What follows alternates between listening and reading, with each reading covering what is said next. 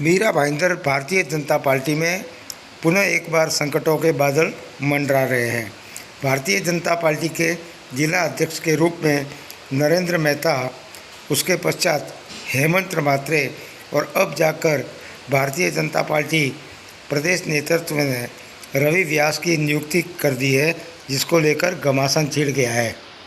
जिसको लेकर महापौर, उप महापौर, अस्थायी समिति के सभापति, सभागृह नेता सहित कई नगर सेवक प्रदेश कार्यालय प्रदेश अध्यक्ष चंद्रकांत दादा पाटिल से मिलने पहुंचे।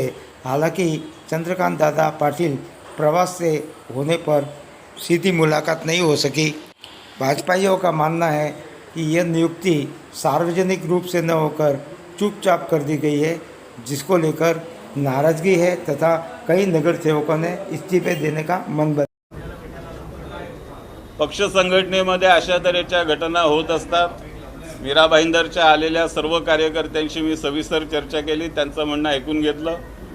प्रदेशाध्यक्षांशी आणि माननीय देवेंद्रजींशी सुद्धा बोललो आणि येत्या 2-3 दिवसांमध्ये पक्षाचे सर्व प्रमुख नेते आणि अध्यक्ष बसून या संदर्भातला योग्य तो निर्णय घेतील अशी मी सगळ्यांना खात्री दिली आहे। आज त्यांच्याबद्दलचा त्यांचं जे काही म्हणणं आहे ते मी प्रदेशाध्यक्षांकडे कळवलेलं आहे। मीरा भाईंदर की महापौर ज्योत्सना हसनाले, उप महापौर हसमुख गहलोत, स्थायी समिति के सभापति दिनेश जैन, नीलेश सोनी, प्रशांत दलवी, अमिल भोसले सहित दर्जनों नगर सेवक प्रदेश कार्यालय के वहाँ पर प्रदेश उपाध्यक्ष माधव भंडारी से मिलकर अपनी पीड़ा सुनाई। साथ में के नगर सेवकों ने कहा है कि सम्मानपूर्वक समाधान नहीं हुआ तो करीब 40 से अधिक नगर सेवक इस्तीफा दे। सर, बीजेपी में 2 गुट हो चुके हैं और जब से रवि व्यास को जिला अध्यक्ष का पद दिया गया तब से पार्टी में हंगामा हो गया है। आखिरकार इसका नतीजा क्या हो सकता है आगे? भारतीय जनता पार्टी विश्व की सबसे बड़ी पार्टी है।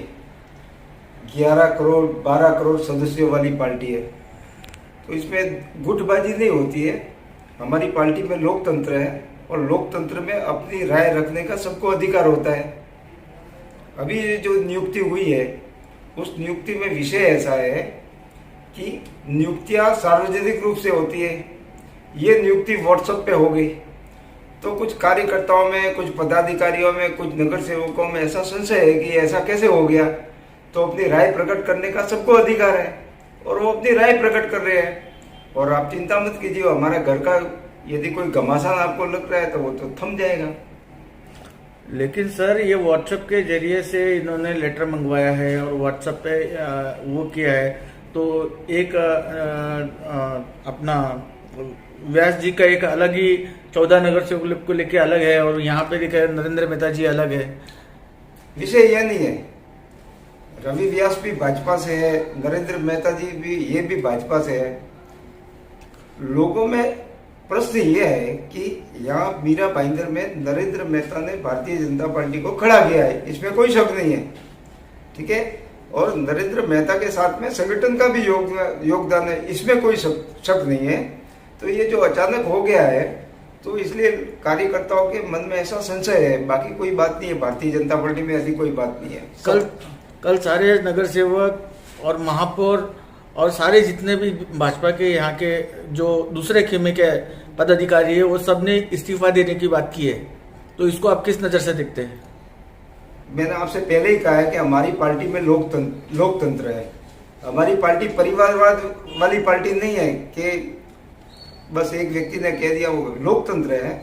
यहाँ नियुक्तियां भी होती है और सुना भी जाता है।